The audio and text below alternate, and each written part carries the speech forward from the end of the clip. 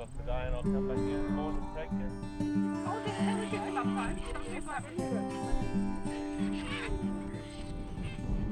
Bev Cheers, and I'm from Goondaloo here at Glenorgan. My husband Kim and I bought Goondaloo to go with our other property Tenerife back in 2000, and we run it as a single commercial cattle enterprise. Most of the country is back towards Glenorgan and it's all open pastured country, but this is our bush block and we run breeders down here, pasture cows here through the winter before they come back up to calve. It's a big part of our operation, but it's the unimproved part. We look after it the best we can for what it is. I've been here for all my life really at Glenorgan. I have only ever appreciated the wetlands as a supplement to your pastured country when times get tough.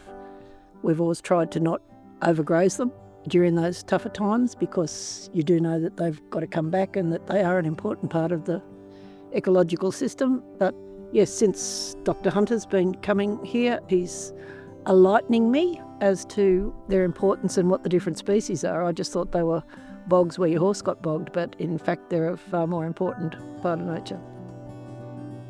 But all out in there you can see a little bit of a brownish singe to the tops of some of these. That's the carex in there. And it's what we call a sedge. It's all grassy and sedgy. And got the purple lisserum there. Again, very herbaceous. So basically they're a herbaceous wetland full of herbs. Whereas the other one we saw over the rise there was more shrub dominated. A bog. Yeah. So bogs are shrub dominated, Generally, whereas fens are herbaceous. Yeah. Okay, righto. Usually, so again, just talking generalisation, fens are usually on high nutrient soils, or at least have a lot of nutrient in. Well, it's something about the mineral. Yeah, that's right. Yeah. And whereas bogs tend to be on, for example, the granites and that where lower nutrient soil basically.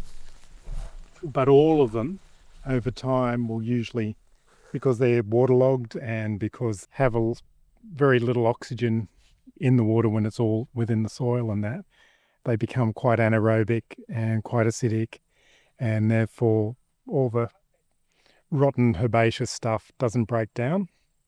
And it goes in. And it goes into the soil, so they're full of carbon, but it over time, if it's wet enough for long enough, they form peat. Peat, yeah. Yeah. The deeper this is, the more the peat gets compacted.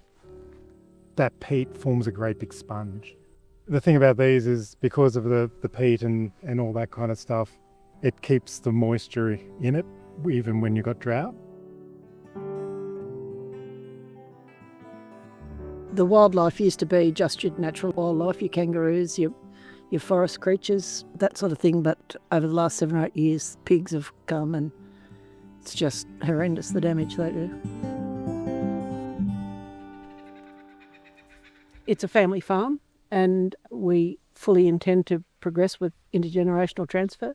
So we would assume and be happy to see it go forward into the next generation and generations thereafter. But the big question with this particular block is, up until now, have never thought of a different management system of wetlands because they continue on in the same condition, and we've never had any reason to suspect that they needed any additional management practices. But I'm guessing that parts of them certainly could be fenced off. It's also not just a matter of putting up a cattle fence because you've got to keep the pigs out. It's no use keeping the cattle aren't doing anywhere near the damage the pigs are. Every system is pivotal. Every system interrelates with every other system. So you can't really say that one's more important than another. But of course, when it comes down to living organisms, water is one of the pivotal and most important things. And so having somewhere where water is stored and somewhere where water is fresh and clean and all that kind of stuff is really important. So peatlands, your bogs, your fens, all those systems there, and the lagoons are all, at the top of catchments, and they're all there at the first line to catch the water from the start, but also they're cleaning the water as well. So if you really want to look at a fundamental reason why these are important above anything else, well, water is important.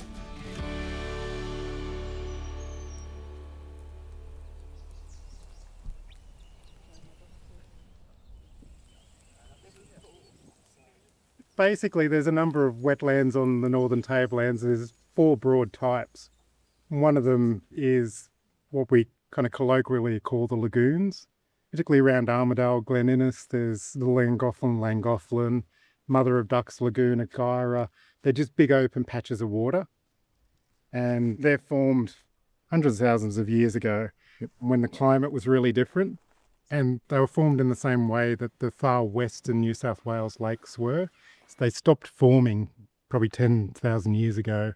So they're an old relict of the landscape and slowly disappearing. You know, even if we protect them all, over thousands of years they'll disappear unless the climate changes. And the other types are the 2 types you've got here, which are the bog and a fen. So up here on the tablelands, they're really distinctive. The bog is all these shrubby systems, granite soils, things like that, usually acidic soils, really hard-leaved, whereas the fen is much more soft-leaved species and grasses. And then the last one is what we call a sod-tuxed grassland, which is basically a wet grassland. You'll see them where there's frost hollows, and they're mostly grasses, but they're waterlogged, and the trees don't grow there because it's too frosty. All of these wetland systems finish at the Queensland border. So we're right at the northern limit, and they go all the way down, these other wetlands, the bogs and the fens, all the way down to Tasmania. I think the BC did flag that when we were doing the conservation. We were walking around. They said, yeah. We are in Chalundi Road near the Mount Highland Conservation Area. Yeah, and we're also in the middle of our used to be a conservation agreement. Now we're trying to transition into more of a biodiversity stewardship agreement. It's always been important to us to conserve forest. We are from the Thai forest tradition, obviously, and seeing how Thailand and even Vietnam change over the years, where there's not a lot of forest left. So it's a great opportunity to be in Australia and to have the opportunity to conserve thousands of acres. So we took advantage of that about 2017. Beautiful trees. When we're walking through with the conservation agreement officer, he did point out that this is a very special place. But this specific bogs and fens, in terms of kind of uniqueness, I'm not fully aware of. Only recently, with a lot of interest in it. We like trees, we like silence, we like bush. But having some conservation agreements, then we're learning so much more. And with all the surveys that's being done, so much more kind of how much animals that is inhabiting the land that we share. So it's just added a depth to our appreciation for the forest, the fact that it's just not us, and also the different types of forest that we have and that we have the opportunity to conserve. So it's added kind of a depth of enjoyment. Conversation, with the ABS officer. Why impacted that way? We've been working alongside Arjun for a few years now, and this is one of the properties he's owned for several years and hopes to transfer it into a more permanent conservation agreement with, a strict management regime.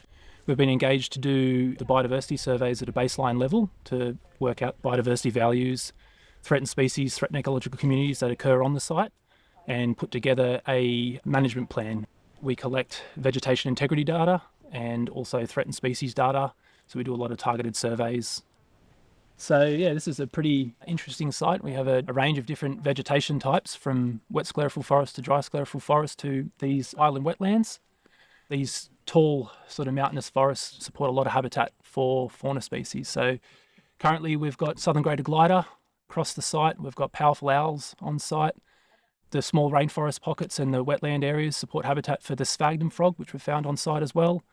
A great range of threatened fauna species that we've found on this site, which is really good. And obviously the 2 wetland communities that we have here both align well with the threatened ecological communities in New South Wales. We didn't expect to see the sclerophyll shrubby bogs here as well as the carex fens, and it wasn't until we ground truthed the area and sampled a wide range of these drainage lines that we found both of these communities here and in quite good condition. Between the 2 systems is close to 40 hectares, which is quite large for this eastern area of the Tablelands.